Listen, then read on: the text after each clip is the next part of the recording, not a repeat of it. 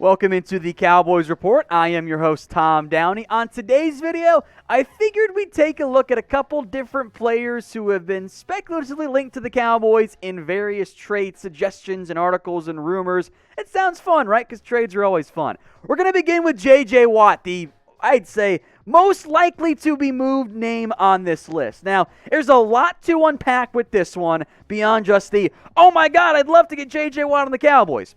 First up, I think there's a very real chance that J.J. Watt's time in Houston is over. I think that Houston is I'm going to call it a poverty organization right now. They are a train wreck in all facets.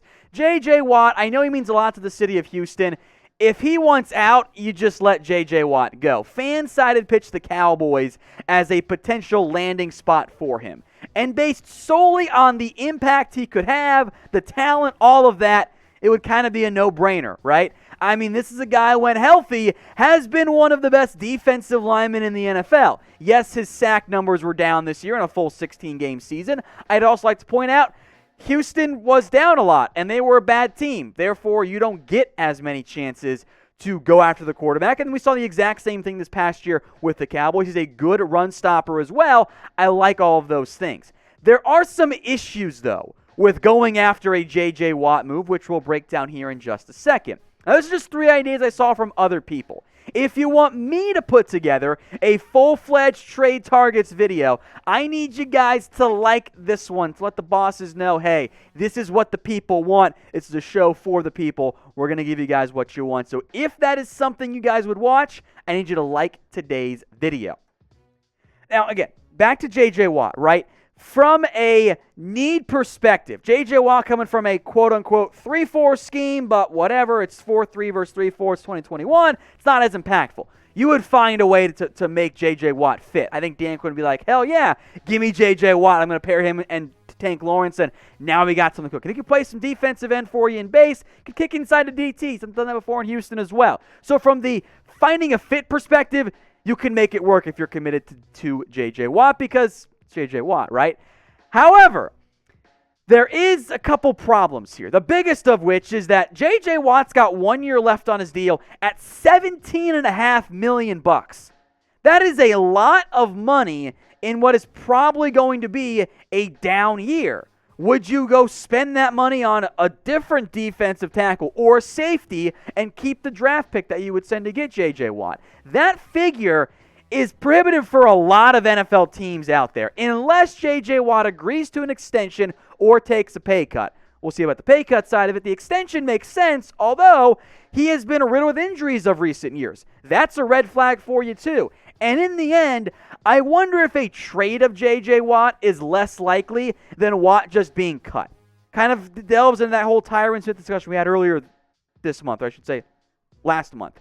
You don't move on from a player of that stature unless he's not hurt or unless he just wants out altogether, at which point sometimes those teams just say, yeah, you know what, JJ, or insert player here, we'll cut you. You can pick your next destination. Are the Cowboys at the top of his list? I'm honestly not sure. So let's say there's no extension. You're trading for J.J. Watt straight up. Would you trade for him knowing he's going to count $17.5 million on your cap this year?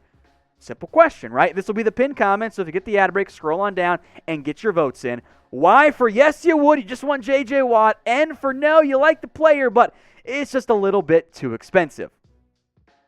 Now to the, I'd say, biggest name on this list. I was not ready to see Inside the Star pitch this idea. Marshon Lattimore, the cornerback from the New Orleans Saints, with the mindset of if the Saints decide to sell, go get him. I mean, I love the idea behind it, right? 1 year left on his deal, but he's a legitimate number one corner. One big potential issue is that Marshon Lattimore would be expensive for both the cost of a trade and an extension. Now, I don't think Marshon Lattimore is as good as Jalen Ramsey. I don't think he could command a Jalen Ramsey-esque deal, but I think it could get pretty close. So with that in mind, I tried to put together a package I thought was fair enough for both sides. Cowboys, of course, get Marshon Lattimore. The Saints get the number 10 overall pick and a 2022 second round. Remember, Jalen Ramsey went for 2 1s and a 4. I took away the 4 because it's just, not as good of a player in general. And to add on to that, that number 10 overall pick, worth more than the ones the Jags ended up getting for Jalen Ramsey. So a little bit less than the Ramsey deal, but still pretty expensive.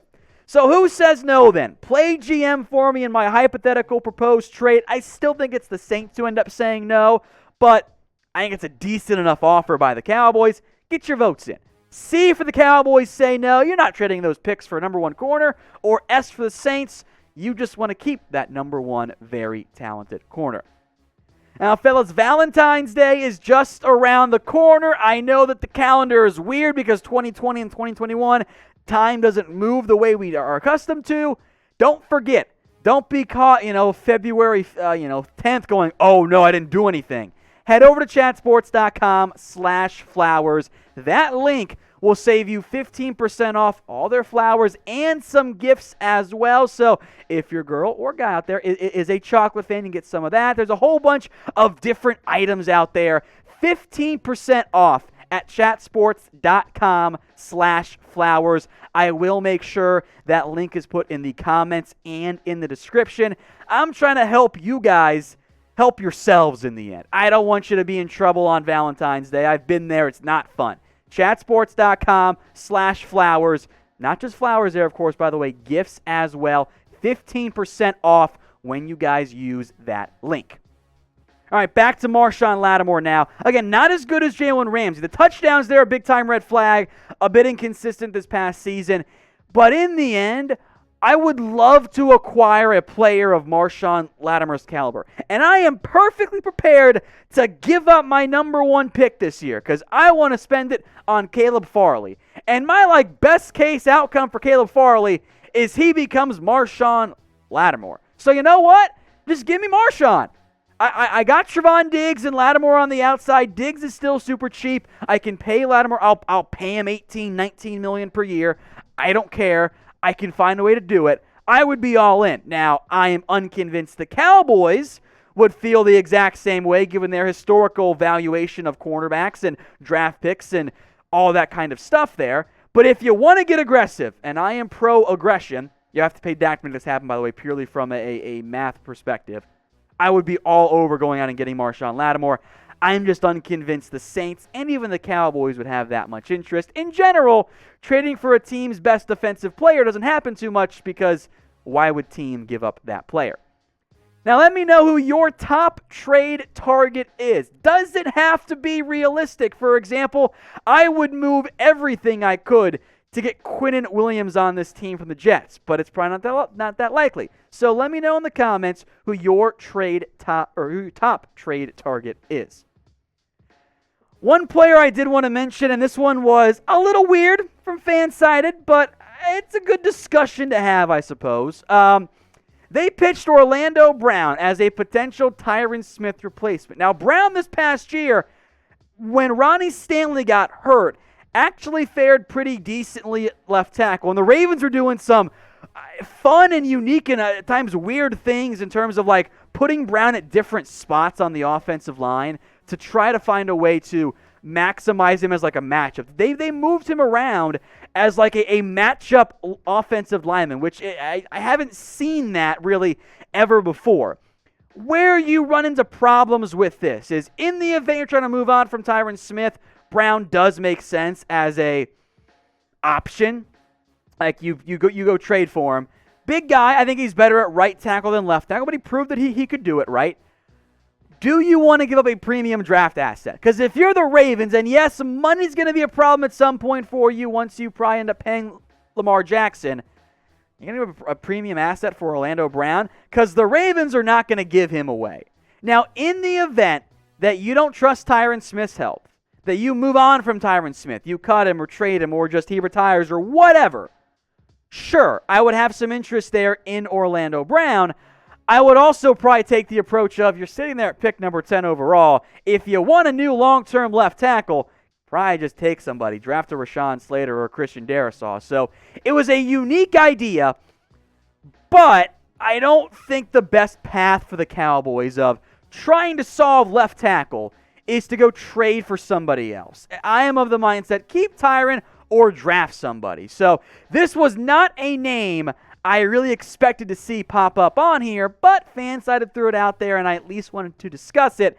I think what makes the most sense is keep your draft pick capital, spend a premium pick on a left tackle in the event you're not going to keep Tyron Smith, or if you have concerns about him or Lael Collins long term.